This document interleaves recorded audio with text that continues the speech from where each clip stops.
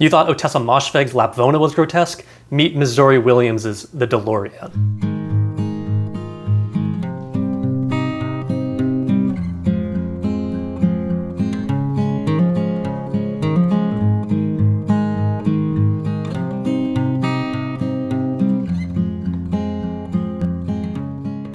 Hey everyone, welcome to Travel Through Stories. My name is Sean, and today I want to talk about Missouri Williams' debut novel, The Doloriad, which was published in 2022, originally by Deading Books in the UK, and subsequently by FSG here in the States.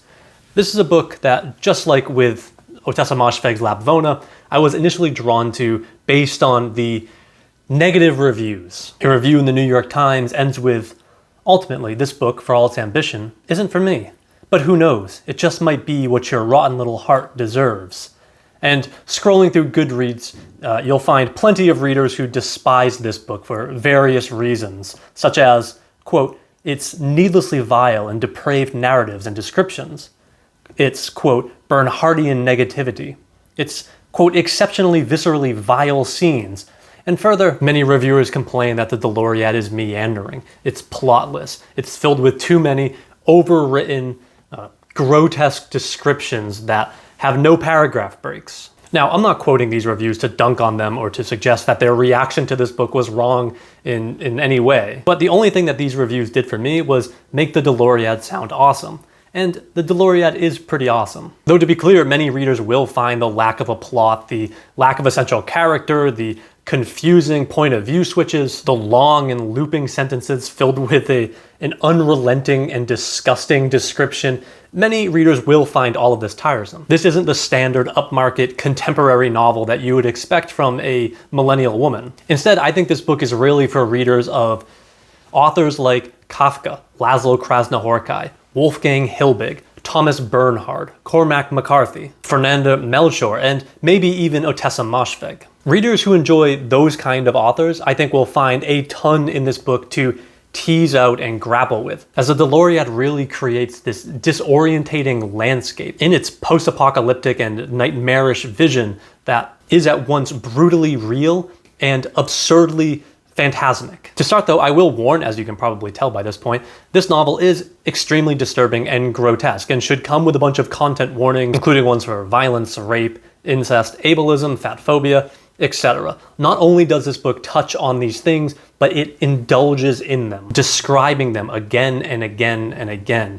This book revels in depravity and forces you to witness it. It pretty much embodies Julia Kristeva's theory of abjection. The Doloriad is a post-apocalyptic novel taking place on the outskirts of some European city, probably Prague, after some sort of cataclysmic apocalyptic event takes place. Like Cormac McCarthy's The Road, we're never really told what happened, and the focus of this book isn't on the actual apocalypse itself. Instead, the focus is really on the survivors and how humanity learns to exist in this new world.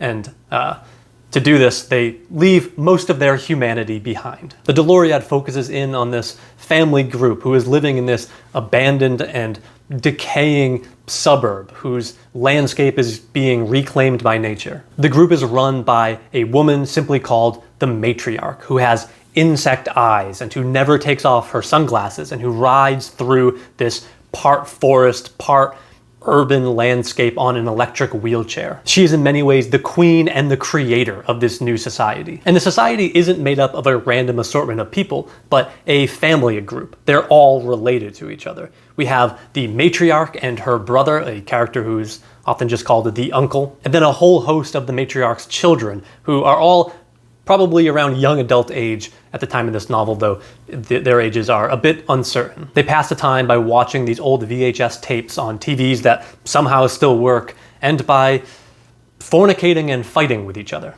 As far as they know, they are the only survivors of this apocalypse, and thus they are rebuilding civilization. And so there is this mythical and primordial creation story at the heart of the Doloriad. As what we're reading about is really the attempted birth and creation of a new society.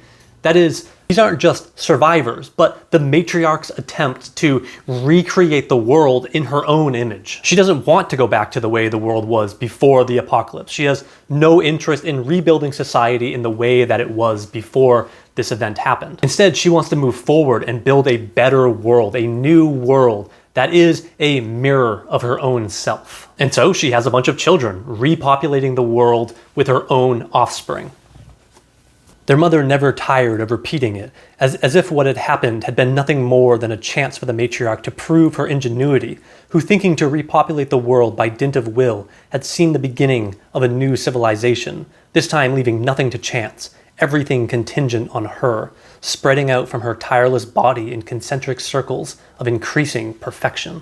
The matriarch is mother, and so I think you can read a lot into that. But what I find so interesting about this society, this civilization, whatever you want to call it, is how it is utterly failing from the start of this book. The matriarch's children are all terrible or grotesque. Dolores, the first character we're introduced to, and perhaps the titular character, or perhaps she just happens to share the root word, the Latin dolor, with the title. She is this disabled woman who has no legs, and she never really speaks, and really all she does is crawl around on the floor in search of safety and companionship. She's treated horribly by all of her family members. And in fact, in the opening scene of this book, she is, at the matriarch's orders, dropped off far away from camp in basically a suicide mission, in this desperate attempt that is antithetical to the matriarch's own ideal of creating this self-contained world. Dolores is set off to basically serve as bait and hope that other people find her and then will thus find their camp. This is an utter failure, though, as they kind of suspected that it was, as, again, in this opening scene, we see Dolores crawling back all the way to camp. And so signaling to the matriarch and her entire camp that they are, in fact, utterly alone. They are forsaken, disowned and disinherited by both God and humanity, and sentenced to live out their nasty, brutish, and short lives in savage loneliness. They are plagued by entropy, as the only new creations are created through incest, and really everything else, including their own humanity, is simply deteriorating and passing into a bestial disorder. There is no glimmer of hope in this novel. As it says at one point, this quote that I really like, "The human project limped on, life clung to its rock." One character realizes how much of this project of the matriarch's progeny is failing. And this is the only outsider to the group, the only character who isn't related by blood to everyone else. And this is the Schoolmaster, who is perhaps my favorite character, though he's a terrible person, as is every single character in this novel. He is essentially enslaved by this group. He, just like Dolores, doesn't have any legs, and so he can't really escape. And the children keep him around and force him to teach them to momentarily cure their boredness whenever they're in the mood for a lesson or two. And just get a load of this description, which just describes how the children go and seek him out and force him to teach them. After wrenching the schoolmaster from his sheets and placing him in the metal wheelbarrow, her brothers would push their portly trophy along corridors where the early morning light tumbled through defeated ceilings and dark green moss made secret insinuations across the ancient wallpaper, and then down the gentle incline that led from the schoolmaster's apartment to the encampment, some 3 miles distant. Jakob at the handles, and Adam guiding the front wheel, while Marek would run ahead and tell the others that they should assemble in what the schoolmaster liked to describe as that rundown hellhole of a building, because no matter how parodic they believed the process, or however meaningless the schoolmaster's lessons, they were preferable, after all, to the other options. And to be fair, this is kind of what teaching feels like sometimes. But the schoolmaster really embraces this futility. He is a Bernhard level of nihilist. Wanting the world to end, though, because of his disability, can't really do anything about it. The schoolmaster has these apocalyptic thoughts, these brilliant in their nihilism and in their repudiation of the matriarch's order, these brilliant sermons that read like Jonathan Edwards' Sinners in the Hands of an Angry God. The old laws were washed away with everything else. I should teach you that at school. The camp, your mother, the children, the borders are collapsing. If only some flood.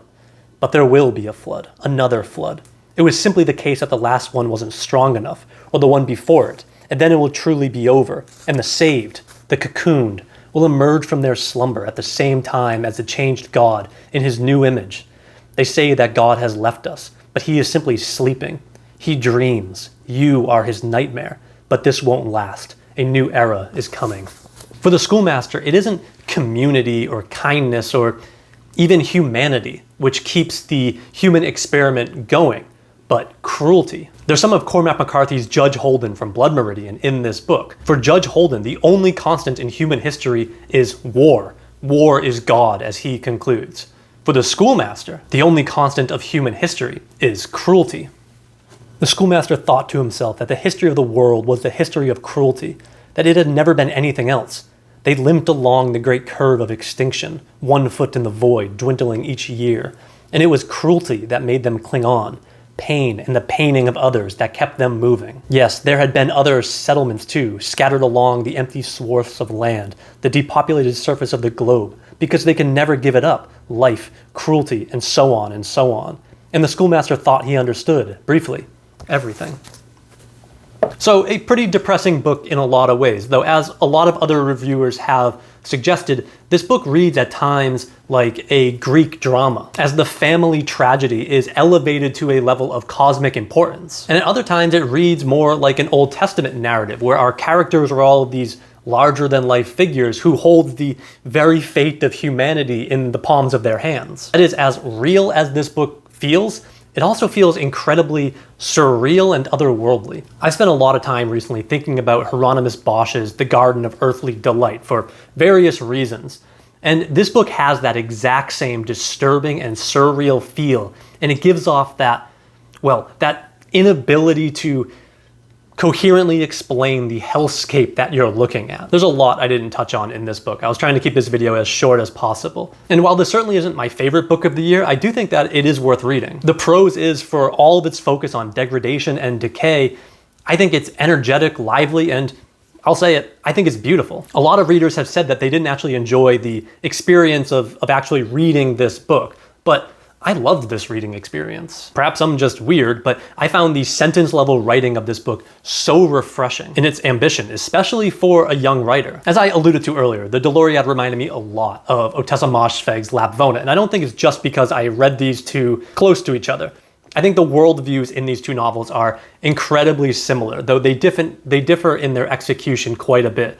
While Lapvona is much more plot-based and much more structured, the Doloriad's prose style blows Lapvona's out of the water. The Doloriad gets my pick for grotesque novel of the year, if that's an award that we should be giving out. I think we should. Anyways, thanks for watching.